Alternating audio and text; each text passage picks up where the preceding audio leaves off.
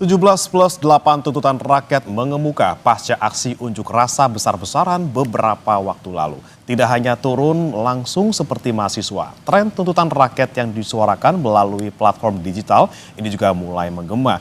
Jika berbicara tenggat waktu, publik mendesak pemerintah untuk memenuhi 17+8 tuntutan rakyat yang paling lambat hari Jumat besok.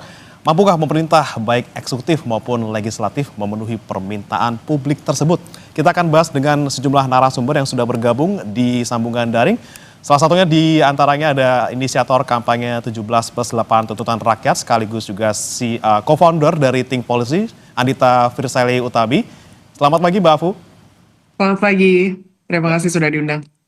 Sama-sama Mbak Afu. Kemudian ada juga yang hadir melalui sambungan daring, pakar komunikasi politik Universitas Padjadjaran Bandung, Kunto Adi Wibowo. Selamat pagi Mas Kunto. Selamat pagi Mas, apa kabar? Dan juga sudah bergabung bersama kami saudara anggota Komisi 2 DPR RI fraksi Partai Golkar Ahmad Doli Kurnia. Selamat pagi Bang Doli. Selamat pagi, Assalamualaikum warahmatullahi wabarakatuh. Waalaikumsalam Bang Doli. Saya mau ke Mbak Afu dulu. Mbak Afu ini kan 17+8, 17-nya tenggat waktunya seminggu, yang mana deadline-nya besok gitu ya. Kalau Anda melihat mungkin perkembangan terkini yang sudah terjadi beberapa saat terakhir ini terkait dengan DPR bertemu mahasiswa, kemudian ada juga sejumlah tuntutan yang dijawab gitu ya, salah satunya soal tunjangan. Anda melihatnya seperti apa? Optimis nggak 17-nya ini bisa dipenuhi semua besok gitu? Ya, kami ketika menyusun 17+8 itu memang sudah memperkirakan bahwa yang 17 pertama itu harus atau bisa dilakukan dalam 1 minggu. Ketika karyawan rakyat, dalam hal ini anggota DPR, menyampaikan bahwa mereka akan melakukan, itu kan belum melakukan. Jadi kalau dari kami di titik ini sama saja belum ada progres yang terjadi karena sejauh ini baru disampaikan bahwa akan dilakukan.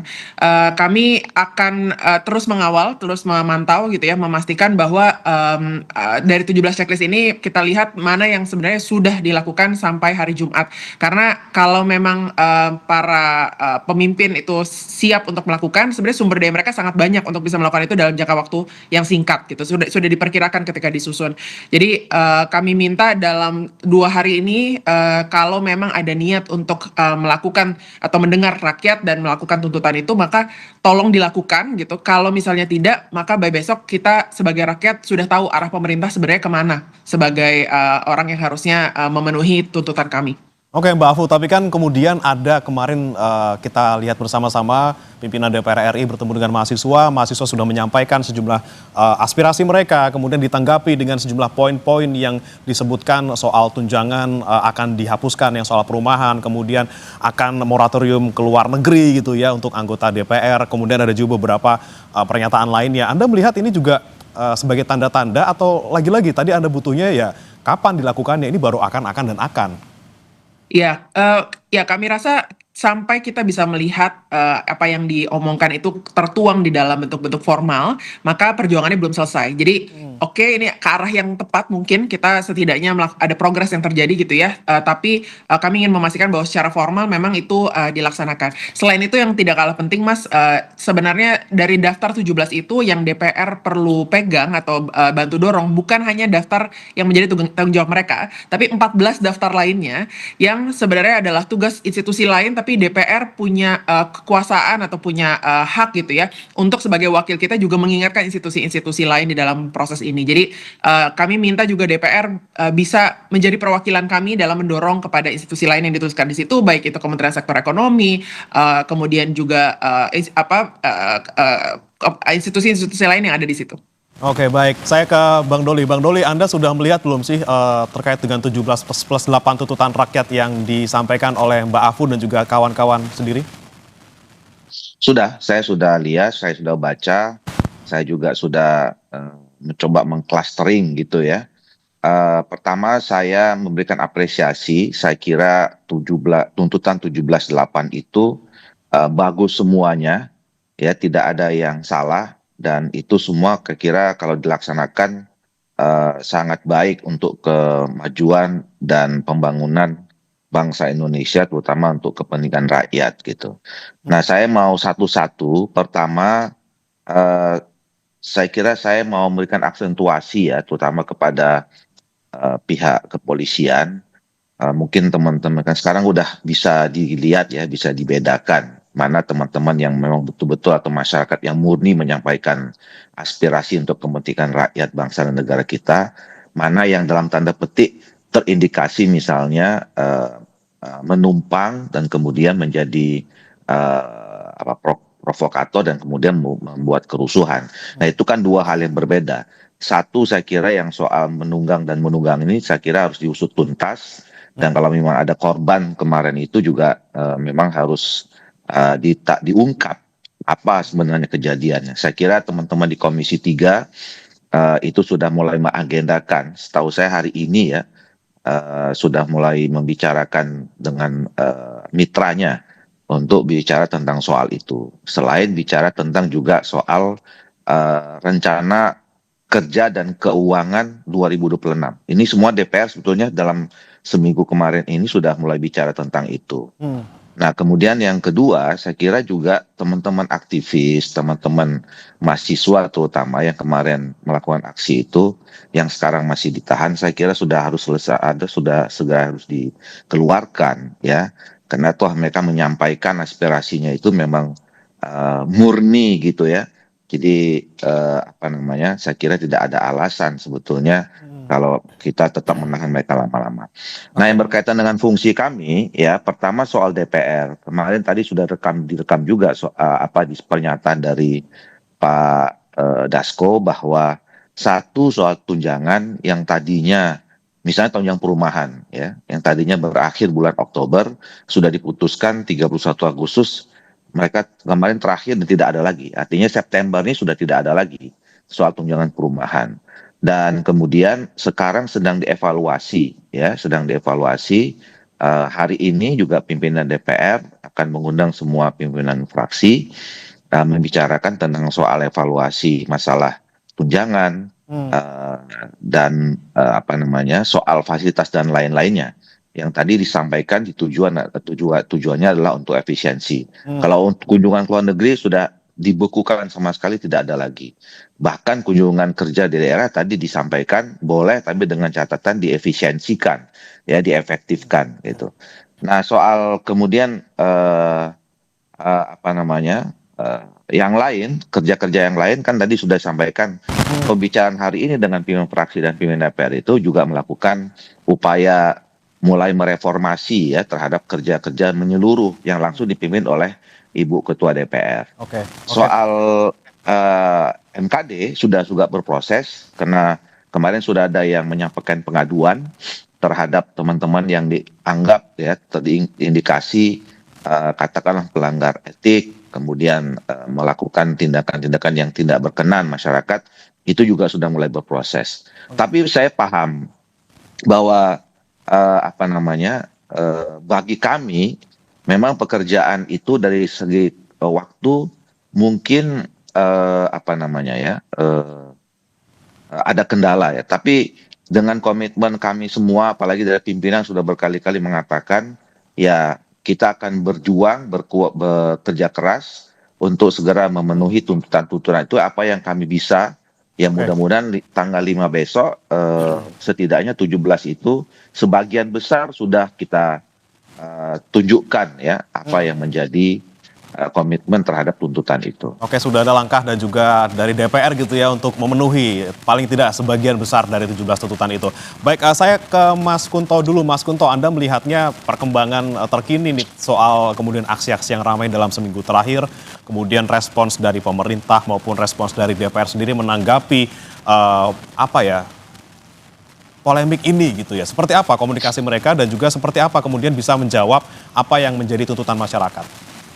Ya, sebenarnya kan sangat disayangkan ketika pemerintah dan DPR di awal tidak terlalu responsif terhadap apa yang menjadi concern warga atau masyarakat gitu kan. Kalau misalnya DPR lebih responsif, pemerintah lebih responsif, tentu kita tidak perlu punya 8 korban jiwa yang sekarang sudah meninggal ini kan gitu. Jadi ini sangat disayangkan. Tapi paling tidak saya juga apresiasi kepada teman-teman yang sudah membuat tuntutan rakyat 17/8 ini.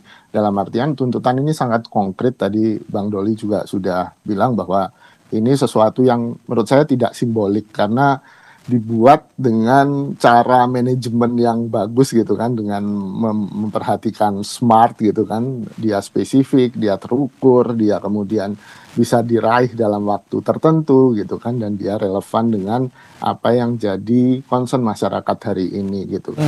Dan ini nggak simbolik dalam artian tidak seperti Tritura tahun 66 atau 6 tuntutan rakyat di reformasi 98 gitu. Ini terukur dan menurut saya harusnya juga bisa segera dilakukan oleh teman-teman di DPR, oleh Presiden, oleh TNI, oleh kepolisian. Dan memang strategis sekali fungsi DPR di sini karena dia sebagai mitra strategis juga kan dari kepolisian, TNI dan juga pemerintah. Tapi yang saya juga harus garis bawahi, ini yang tampaknya belum begitu responsif adalah partai politik gitu kan. Padahal kita tahu kekuatan partai politik adalah kekuatan yang penting di dalam DPR itu sendiri. Kita kan punyanya fraksi partai politik, gak setiap anggota di dalam DPR kemudian punya vote atau suara kan gitu. Jadi menurut saya ini juga yang perlu didorong selain DPR, dan saya juga apresiasi DPR kemarin sudah menerima wakil dari mahasiswa walaupun ada perdebatan ini mahasiswa yang mana ya. Sebagai rakyat saya pikir selama tuntutan mereka memang legitimate sesuai dengan tuntutan dan concern masyarakat, saya sih tidak melihat atau memecah atau mengotak-kotakan ini anasir atau elemen gerakan yang mana ya gitu. Jadi ini komunikasi yang menurut saya harus dibangun lebih kontinu, lebih sustainable, berkesinambungan gitu kan. Tidak hanya gara-gara 8 orang yang sudah meninggal kemarin, tapi ini memang harusnya jadi praktik good governance kita ke depannya gitu, Mas. Oke, baik. Ini yang tadi disoroti oleh Mas Kunto adalah bagaimana kemudian partai politiknya nih responsnya kayaknya kurang responsif gitu ya. Kalau saya mau balik lagi ke Bang Doli dulu. Bang Doli, ini seperti apa Anda menanggapinya? Partai politik kurang responsif walaupun sudah kemarin menonaktifkan ada 5 total ya anggota DPR dari sejumlah partai gitu ya. Belum istilahnya orang-orang sekarang mengkritisinya ini kan nonaktif nih, belum diberhentikan tunjangannya walaupun sudah kemarin akhirnya dihentikan dan juga gaji, tapi gimana nih langkah selanjutnya untuk anggota-anggota nonaktif ini? Apakah misalnya dari Partai Golkar nih untuk Pak Adis Kadir sendiri, apakah nanti akan mengajukan ataupun mengusulkan PAW ke KPU? Iya, pertama saya kira kami juga sedang berupaya ya. Tadi malam kami rapat di DPP Partai Golkar. Ya saya bicara tentang Golkar saja lah ya. Saya tidak berani mengatasnamakan partai politik lain gitu. Kami rapat lama sekali, hampir 4 jam gitu ya, membicarakan tentang perkembangan situasi dan apa yang bisa kami lakukan setidaknya dalam waktu dekat ini.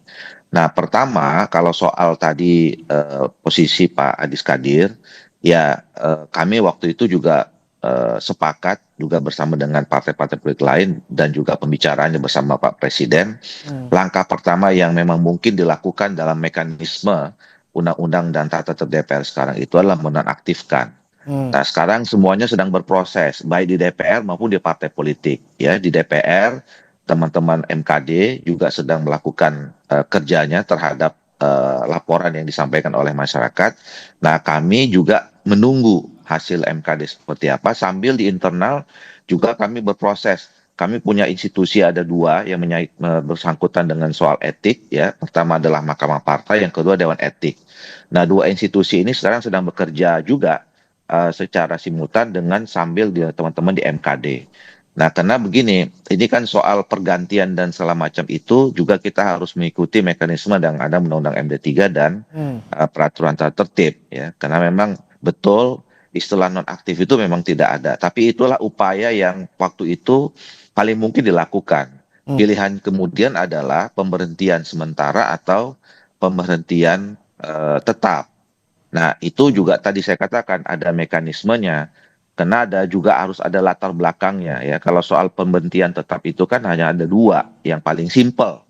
Ya, yang pertama adalah yang bersangkutan mengundurkan diri, atau yang kedua adalah ya dipecat jadi anggota ya, bukan hanya sekedar anggota DPR. Nah, dan itu semua kalau tidak kita ini hati-hati ada berkonsekuensi hukum juga. Nah, ini yang sekarang sedang dipelajari masing-masing partai politik. 1.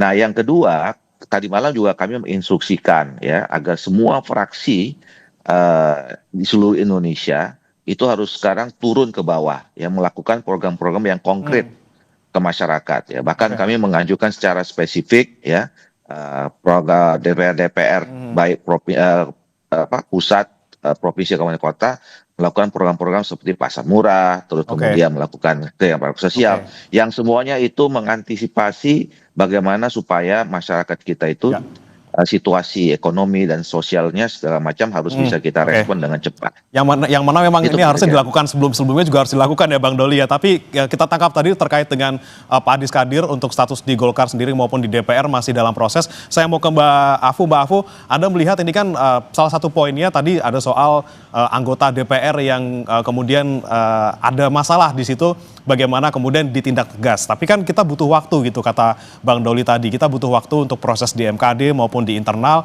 Tidak bisa langsung ujuk-ujuk dipecat ataupun diberhentikan. Harus hati-hati. Anda melihatnya deadline besok tanggal 5 ini, apakah bisa dipenuhi atau kalau misalnya tidak bisa dipenuhi, kemudian apa yang akan dilakukan oleh teman-teman di tim polisi maupun di teman-teman lain? Baik, ketika kami keluarkan tuntutan itu adalah hari Minggu ya. Jadi hari Minggu malam kami keluarkan ada 5 hari kerja penuh untuk para aktor-aktor yang terlibat bisa merespon atau setidaknya memulai merespon terhadap tuntutan-tuntutan yang ditaruh di situ. Dalam konteks permintaan terhadap partai politik maupun DPR gitu sebagai institusi pimpinan DPR, maka beberapa hal di situ sudah bisa dimulai dari hari Senin, Selasa, Rabu gitu. Kita sekarang sudah sampai di hari ini, berarti sejauh ini tidak dimulai prosesnya gitu ya, bahwa diresponnya juga cukup terlambat. Setidak-tidaknya ini juga menunjukkan kecepatan kerja pemerintah dan kompetensi dari institusi-institusi dalam merespon. Kalau memang ingin merespon tapi telat melakukan. Nah, tapi dari yang kami pantau, yang bisa dilihat juga di 178tuntutanrakyat.id, dari 17 plus 8 permintaan itu, beberapa bahkan malah mundur gitu ya. Jadi misalnya ketika ada permintaan tentang menghentikan kekerasan aparat maupun yang berhubungan dengan pembebasan demonstran dan lainnya, yang kekerasan itu setelah tuntutan dikeluarkan bahkan masih terjadi di beberapa hari setelahnya gitu ya. Jadi malah mundur gitu. Dan malah ada beberapa demonstran baru yang tertangkap gitu. Jadi kami lihat ini kalau kita memberikan tugas kepada seorang karyawan, diberikan deadline, biasanya kan kita bisa melihat progresnya ya setidaknya. Kemudian deadline itu ya mungkin bisa kita update secara berkala. Tapi kalau misalnya memang arahnya sudah tidak ke sana, arahnya malah mundur, itu sudah merupakan bukti jelas atau jawaban dari pemerintah sebenarnya kan, bahwa mereka tidak menafikan atau tidak merespon kepada tuntutan rakyat. Oke, ada respons tapi dibilangnya ada yang mundur bahkan beberapa poin, kemudian ini telat gitu responnya dari deadline. Bang Doli, boleh ditanggapi Bang Doli? Ya, saya kira memang kembali kepada rakyat, kepada masyarakat ya, yang bisa menilai itu.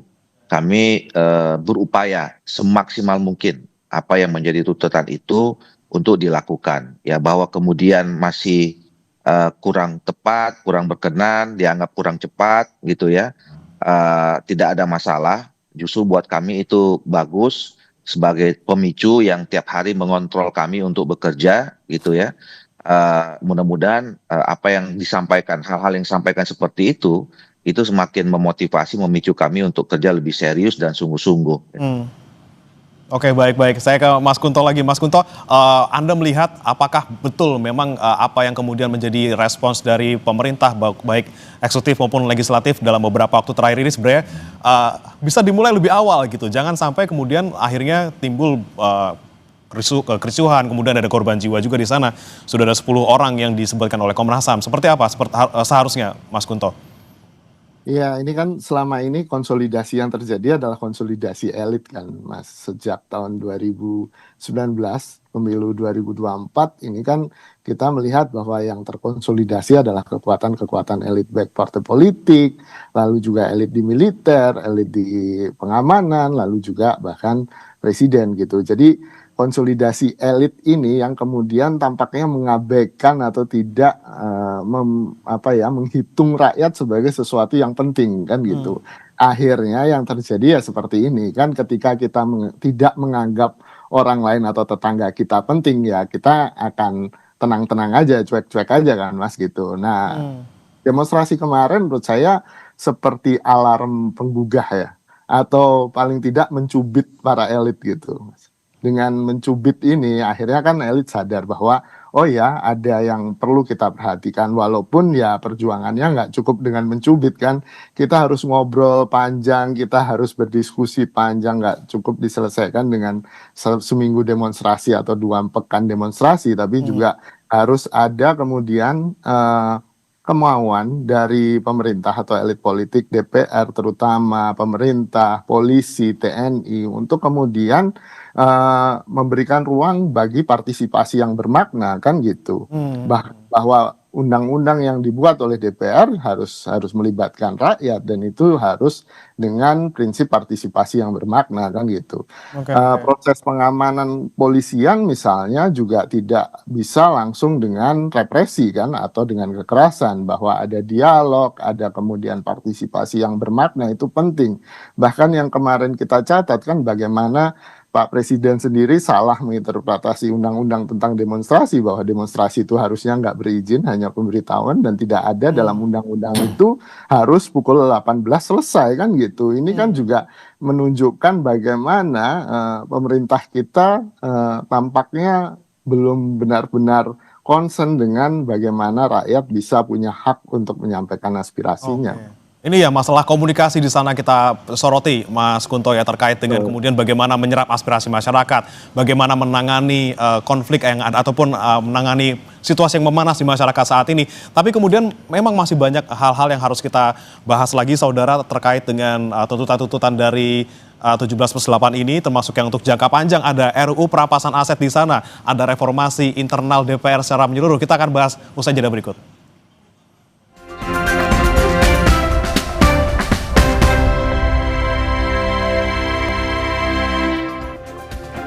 Kembali bersama kami di Sapa Indonesia Pagi, saudara, dan masih sejumlah narasumber bergabung bersama kami. Ada Mbak Afu dari Think Policy yang juga salah satu inisiator dari 17+8 tuntutan rakyat, kemudian Bang Ahmad Doli Kurnia, anggota DPR RI Komisi 2 dari Golkar, dan juga ada Mas Kunto Adi Wibowo, pakar komunikasi politik dari Unpad. Saya mau ke Mbak Afu lagi. Mbak Afu, ini kan 17+8. Ada 8 yang kemudian masuk ke dalam target jangka panjang gitu ya. 1 tahun waktunya untuk dipenuhi. Ada salah satu poin di mana menyebutkan RUU perampasan aset yang mungkin saat ini juga menjadi suara dari rakyat juga untuk segera disahkan. Anda melihatnya seperti apa seharusnya yang dilakukan? Mbak Afu, untuk suaranya masih di-mute. Betul.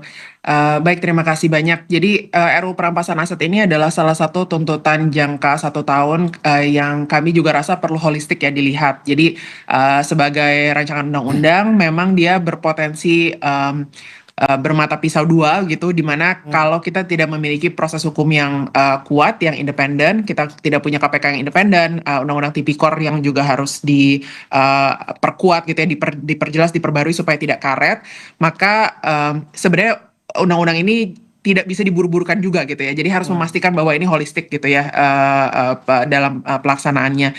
Tapi dalam hal ini kemarin sudah disampaikan bahwa prosesnya dimulai, tapi memang menunggu memfinalisasi dulu RKUHP ya. Dan juga kalau misalnya sekaligus di dalam situ adalah undang-undang tipikor, kalau misalnya bisa diperkuat, diperjelas supaya tidak multitafsir dan sebagainya, itu perlu dilakukan dulu sehingga baru setelah itu RUU perampasan aset bisa menjadi bagian dari proses tersebut. Jadi makanya kami taruh di dalam bagian tuntutan yang 8 yang jangka menengah, bisa dibilang ya 1 tahun, agar prosesnya bukan sekedar diburu-buru tapi juga harus tepat gitu. Kita sudah lihat beberapa risiko ya dalam beberapa bulan belakang ini, di mana beberapa kasus meskipun masih tidak jelas atau pembuktiannya belum akurat, seperti kasus Tom Lembong misalnya, nanti jangan-jangan undang-undang perampasan aset ini bisa dijadikan sebagai senjata lain gitu. Jadi kita ingin memastikan bahwa ini juga hati-hati dan lagi-lagi holistik secara keseluruhan, harus dipikirkan juga institusinya dan undang-undang lain yang ikut mengatur.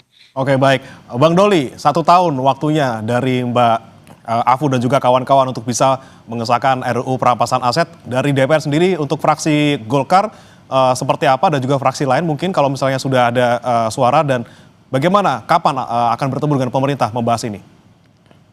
Nah, ini yang menurut saya tadi di awal salah satu indikasi bahwa tuntutan 17+8 ini konkret cerdas dan kemudian terukur ya. Memang undang-undang perampasan aset ini saya setuju tidak bisa kita laksanakan buru-buru. Saya secara pribadi setuju dengan adanya undang-undang perampasan aset. Bahkan saya udah bicara sekitar 6 bulan yang lalu ya. Dan saya juga kemudian mengusulkan apakah perlu kita menggunakan nama perampasan gitu ya. Padahal kemudian di CNSI-nya di PBB itu kan namanya aset recovery gitu loh. Nah, bahkan kemarin ditegakkan lagi oleh pemerintah pada tanggal 1 Mei ya di dalam acara May Day itu Pak Prabowo menegaskan 3 hal ya. Satu soal upah yang dinaikkan, kedua menghapuskan outsourcing, yang ketiga adalah undang-undang perampasan aset. Nah, dan kami sudah membicarakan itu sebetulnya. Makanya betul bahwa kita menginginkan adanya sebuah undang-undang yang memang menyelesaikan masalah ya. Dan tepat guna, tepat sasaran gitu. Tidak kemudian nanti bisa dipergunakan atau menjadi alat yang tidak menjadi tujuan atau kontraproduktif terhadap pemberantasan korupsi. Judul besarnya kan adalah kita semua ingin ada regulasi, peraturan, dan komitmen ya, serta political action untuk pemberantasan korupsi.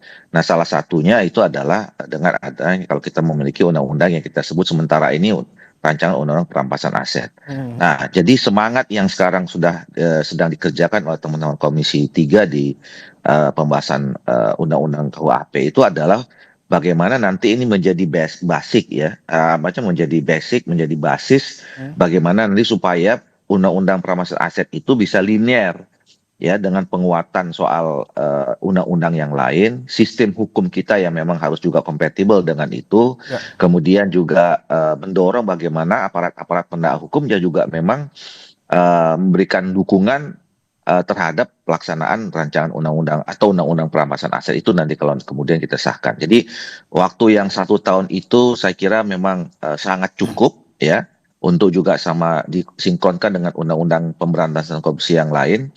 Dan tentu kami berharap bahwa 1 tahun itu juga supaya kita semua melek ya, terutama rakyat, masyarakat, mengawasi kita gitu. Supaya memang undang-undang itu betul-betul undang-undang yang punya kualifikasi yang baik dalam rangka pemberantasan korupsi gitu. Oke, mungkin dengan momen tuntutan dari 17+8 ini membuka wawasan masyarakat, membuka mata masyarakat untuk bisa mengawasi kinerja DPR dan juga pemerintah. Tapi kalau saya mau ke Mas Kunto, kita melihat gerakan 17+8 ini kemudian muncul karena sudah adanya kegentingan di masyarakat, suasana tidak kondusif di mana-mana gitu ya. Anda melihatnya, apakah sekarang tuh gerakannya sudah mulai masuk ke digital atau memang butuh pemicunya dulu, Mas Kunto? Oke, suasananya udah mulai kacau gitu, baru kemudian ada sesuatu yang disebut sebagai gerakan digital untuk bisa menyatukan rakyat. Anda melihatnya seperti apa kalau dari situasi sekarang ini? Ya, saya mengamati ada hal yang menarik dari aksi demonstrasi di akhir Agustus ini, Bang, bahwa yang pertama berbeda dengan aksi-aksi sebelumnya, misalnya peringatan darurat, Indonesia gelap gitu kan, itu kelihatan aktor-aktor yang kemudian muncul, misalnya elemen-elemen mahasiswa, elemen buruh yang muncul, yang berdemonstrasi kita bisa identifikasi dengan cepat gitu.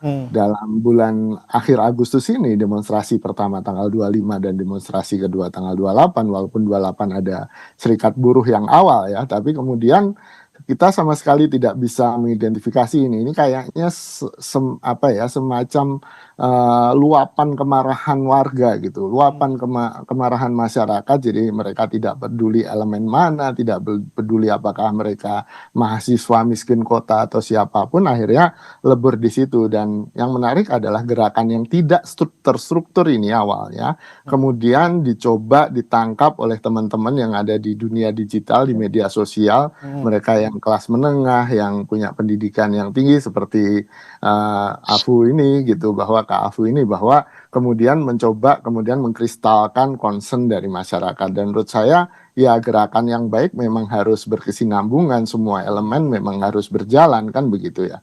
Dalam artian ya saatnya juga DPR, partai politik juga ikut kemudian merangkul apa yang sudah mengkristal di masyarakat ini. Jangan sampai kemudian muncul kemarahan berikutnya kan, kita juga Oke, tidak ingin ada kemarahan-kemarahan yang terus oke. terjadi di republik ini gitu. Oke, jadi kemarin suasana tidak kondusif kemarin ini terjadi karena banyaknya protes masyarakat walaupun sudah muncul dari digital tapi tidak ada yang menyatukan gitu ya. Baru sekarang disatukan oleh Mbak Afu dan juga kawan-kawan. Mbak Afu, saya mau ke Anda lagi soal salah satu poin dari 8 yang dijangka panjang gitu ya, soal reformasi DPR secara menyeluruh. Ini juga kemarin Yes. sempat disinggung oleh Pak Dasko juga. Anda melihatnya seharusnya reformasi seperti apa yang dilakukan?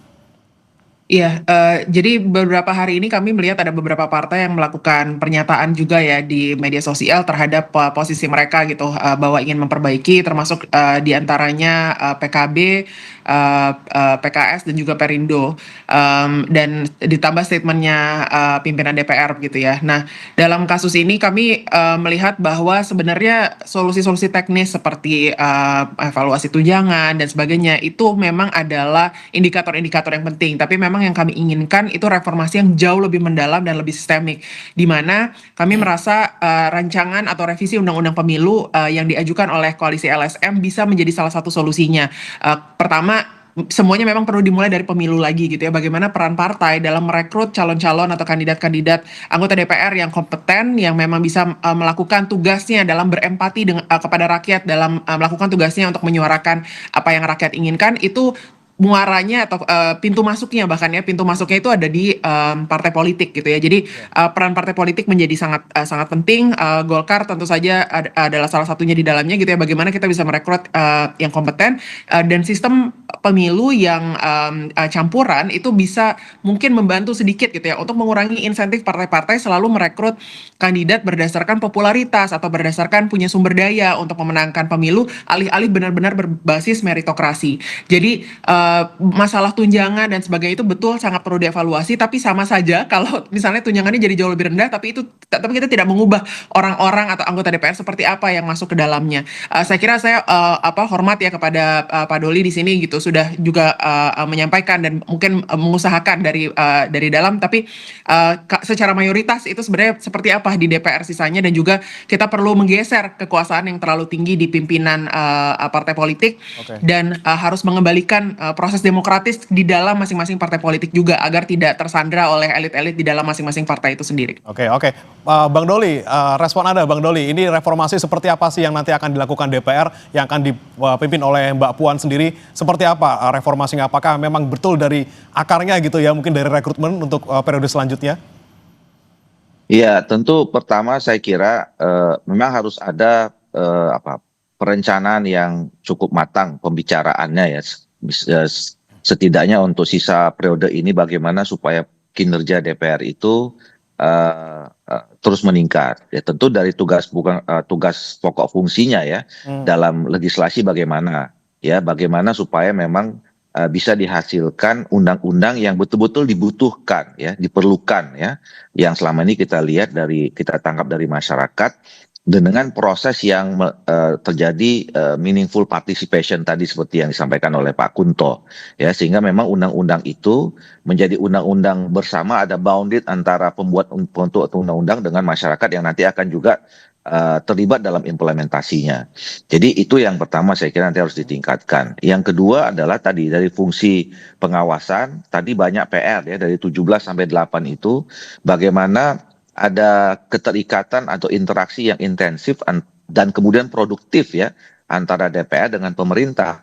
Bagaimana aspirasi masyarakat yang disampaikan oleh masyarakat kepada DPR itu bisa tersampaikan dengan atau dirasakan oleh pemerintah, yang kemudian dijawab dengan kebijakan-kebijakan yang konkret juga pada masyarakat. Tadi sudah ada beberapa itu ya, setidaknya dalam setahun ke depan. Yang ketiga soal anggaran ya, anggaran baik internal maupun juga anggaran pembangunan ya, pendapatan dan belanja negara. Nah, kemarin kami juga dapat masukan setidaknya dalam pembahasan rencana kerja dan anggaran pada sekarang yang sedang dibahas oleh DPR itu mungkin mindsetnya sudah mulai harus berubah ya dengan situasi yang kita lihat sekarang gitu. Jadi asumsinya juga harus lebih detail apa yang terjadi di masyarakat itu dari anggaran. Nah, tadi yang terakhir saya mau sampaikan soal undang-undang. Eh, saya mungkin dari 6 tahun yang lalu ya sebetulnya mendorong revisi undang-undang politik, termasuk undang-undang pemilu dan partai politik. Nah, di periode ini juga kami, karena saya sekarang jadi pimpinan Badan Legislasi, itu juga sudah kami masukkan sebetulnya dalam Protes 2025 ini ya, membicarakan tentang di hulu. Ya, di hulunya itu kan sistem politik yang khususnya pemilu dan partai politik. Dimasuk dalam prioritas prolegnas kita. Nah, kami sedang menunggu sebetulnya dorongan konsensus kesepakatan dari pimpinan partai politik dan kemudian pimpinan DPR untuk memulai pembahasan ini. Dan kami sudah siap, terutama di Golkar, kami sudah punya tim kajian yang menghasilkan draft rancangan undang-undang termasuk alternatif soal sistem campuran tadi itu. Oke, jadi tadi undang-undang yang saat ini pun yang diperlukan, kemudian undang-undang untuk nanti jangka panjang soal politik juga sedang disusun oleh DPR. Kemudian terakhir singkat saja Mas Kunto sebelum kita tutup, apa yang saat ini harus kita lakukan mungkin dari pemerintah baik eksekutif maupun legislatif untuk kemudian membuat suasana kembali kondusif, bagaimana kemudian pemerintah bisa menyerap aspirasi rakyat, jangan sampai ada hal-hal serupa terjadi di kemudian hari. Ya, hambatan yang paling besar untuk melakukan perubahan di Indonesia itu sebenarnya political will, Mas, gitu. Dan menurut saya dengan tuntutan rakyat 17.8 ini kita sedang ngetes political will baik dari DPR, pemerintah, dan terutama ketum-ketum partai nih gitu, untuk kemudian responsif nggak dengan tuntutan rakyat itu. Apakah mereka punya hati untuk kemudian atau kehendak untuk kemudian memang benar-benar melakukan perubahan. Kita coba lihat dalam seminggu ini gitu kan, ya deadline-nya besok, tapi kan kita sudah menangkap beberapa respon positif ya. Ada semacam kehendak yang kesana walaupun secara teknis ya mungkin ada hambatan gitu. Dan ya ini sebenarnya kita sedang ngetes kehendak tadi. Political will sebenarnya. Nah, ini yang mungkin perlu kita amati bersama sebagai masyarakat, kemudian kita juga bisa mengawasi bersama gitu.